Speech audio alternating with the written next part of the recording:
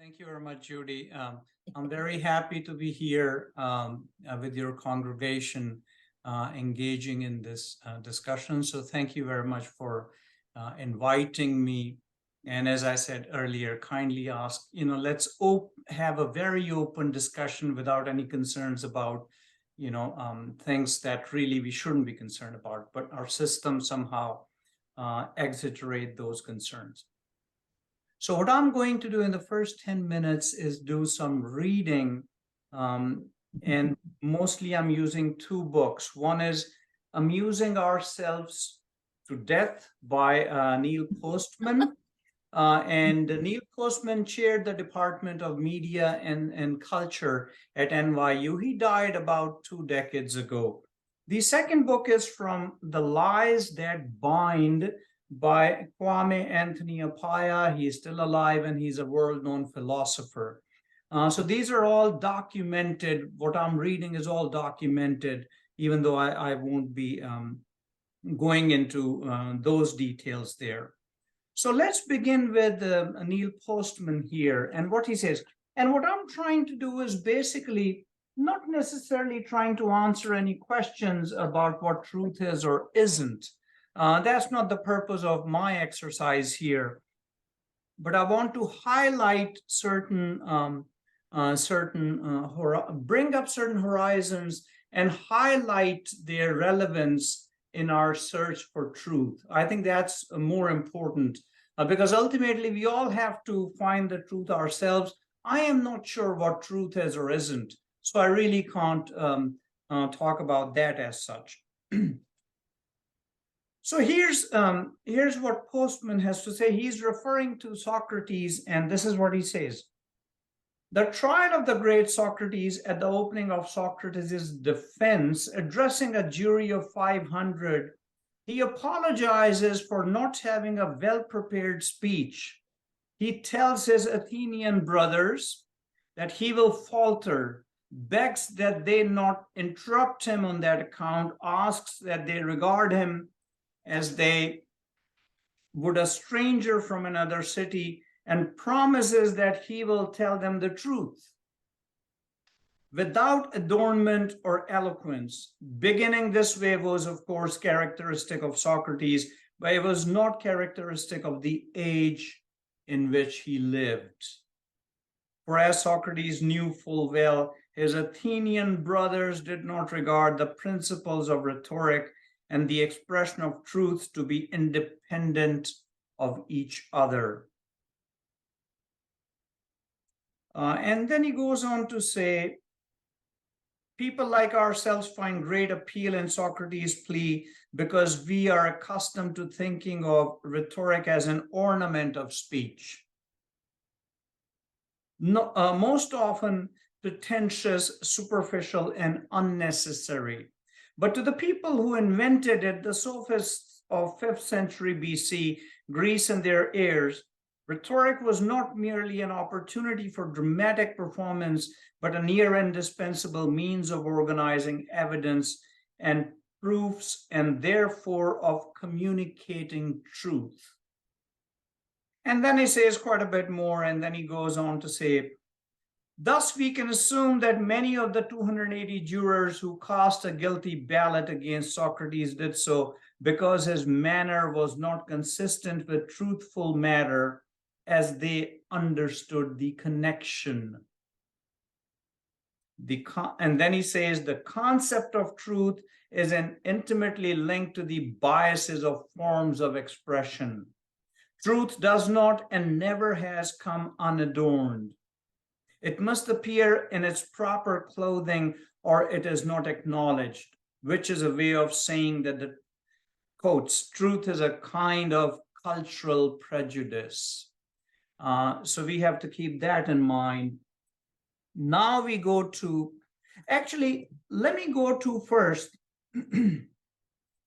my question at the end of the essay. And if somebody wants to make a comment about it, by all means. It's not that there's a right or wrong answer. No, all I'm saying is I want to kind of bring up some imaginative, creative thinking there. I want to say, let's think about all of that and what ideas can that question generate. That's what matters. Right or wrong is not important, but I'll give you my answer. If somebody wants to comment, please go ahead. Otherwise, I'll give you my answer.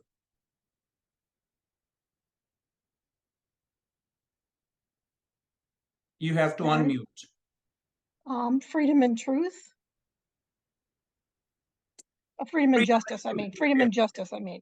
Freedom and justice, okay. Which are both sort of hand in hand. Right, okay. Or like yin and yang. Again, a good answer. Anybody else? Okay. I think So it now may be let me time tell to you. stop. I I think it may be time to stop recording since we're into the conversation already. Oh, okay. No. It's not time to stop recording. I just didn't realize the rules fully. So let me not have any mutual discussion until I've finished. So what I'm trying to say there is that in order to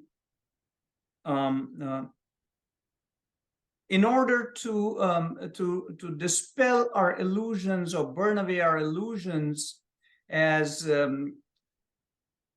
James Baldwin says we have to mitigate our attachments. So I'm referring to the two words illusions and attachments have to be mitigated, minimized, so we can burn away our illusions. That's the point I'm trying to raise there. And the attachment I want to highlight today is really the attachment of identity, and I want to clarify a few points about identity. So let's go to Anthony Appiah, the philosopher, and what he has to say about identity.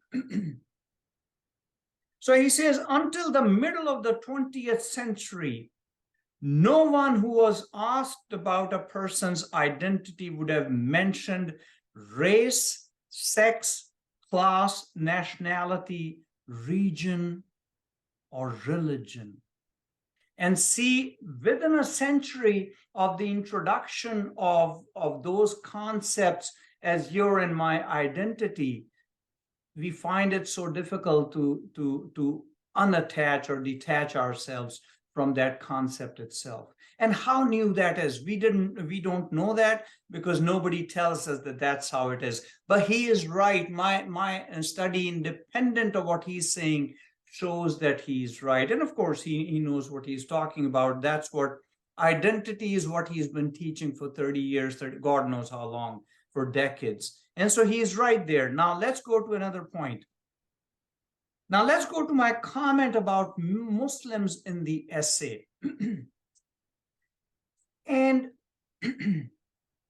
what I meant to say was that a lot of the belief systems Muslims have right now and the framework of how they look at their religion may actually be inconsistent, if not antithetical to the Quran.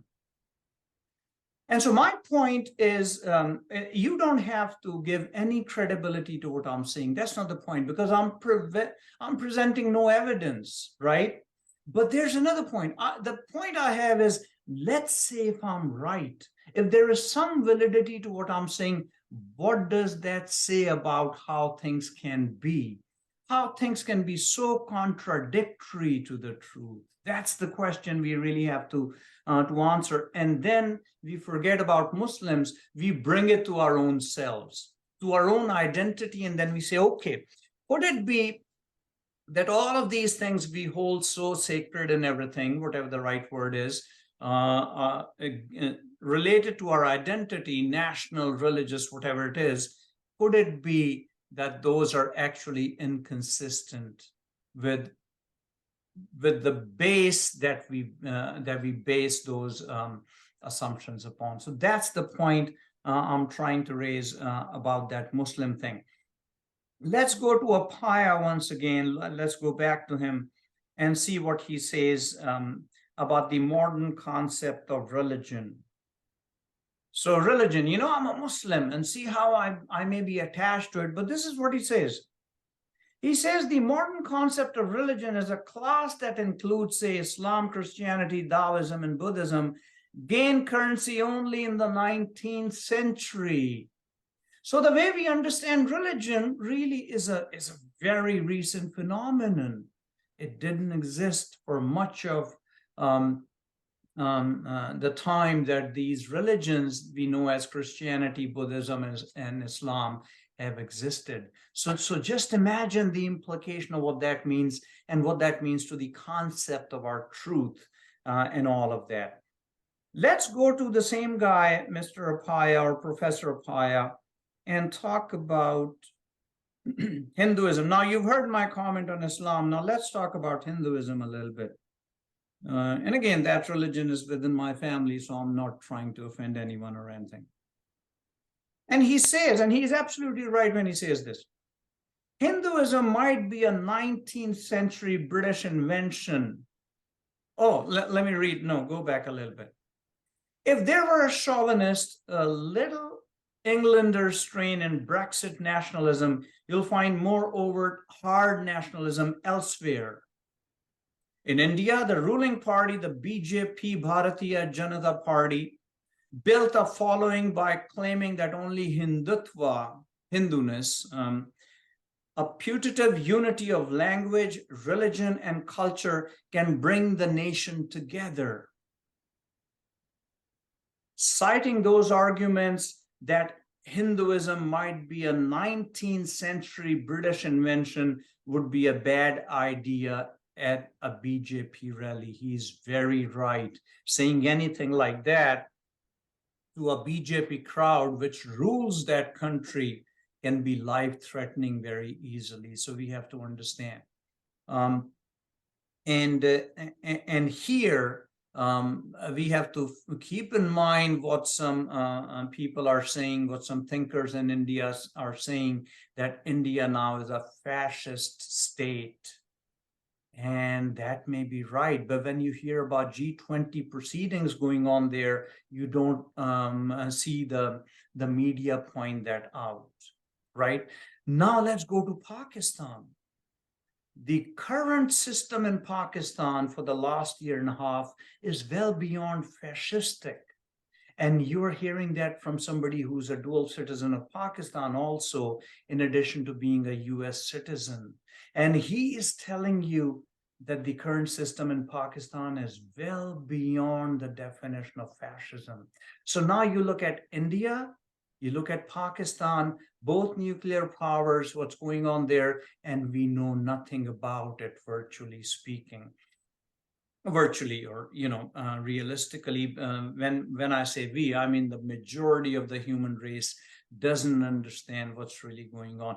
Why is that? So what does that tell us about what truth is or isn't? And then you go to Israel, another power, another country with nuclear weapons, and we really don't know the kind of fascism going on there. Actually, Human Rights Watch, Amnesty International, and an Israeli NGO, B'Tselem, have already declared Israel to be an apartheid state. And yet, do we understand the implications of all of those things? It's not something going on 5,000 miles away with Israel, India, Pakistan, whatever. They have implications here. They have implications for the whole globe, and we must understand that. And yet, our media really doesn't tell us how that works and what's going on. And so that tells us the reality of truth that we have to be aware of. Now, one final comment, and again with Apaya, the philosopher, he talks about state, and I want to highlight the concept of state as we understand it. And this is what he says. A people, as I said in the previous chapter, is a group of human beings united by a shared ancestry, real or imagined, whether or not they share a state. Whether or not they share a state. And then he goes on to quote Hegel. In 1830, the great German philosopher Hegel wrote, now I'm quoting Hegel as he quoted him, in the existence, quote, in the existence of a people, the substantial purpose is to be a state and to maintain itself as such. A people without state formation, a nation as such, has no real history. And then he goes on, end quote. Let's look at the significance of what Paya is trying to highlight to us. The very concept of state, as we understand it, is as new or as recent as the very concept of religion as we understand it. And, you know, in terms of understanding state, we can go back to the Westphalian treaties. We can go back to the French Revolution. We can go back to what he's saying, the Enlightenment philosophers, Hegel, Rousseau, whoever you read. We can go back to that, or we can go back to how the whole imperial system, the European imperial system, unfurled in the early 20th century. So those are the four drivers of why now we have the nation state system that we do. It's a failed system already. We can see it all over the world. Even in the United States, we can see all kinds of symptoms of that, and yet nobody brings it up. And the other thing to keep in mind is whatever Wilson may have meant by saying, I don't remember his exact words, but President Wilson a century ago, when he said that, you know, we are trying to create a system of a community of nations. I'm not sure what he meant or what the intent was, but that's not what we have at all at this point in time.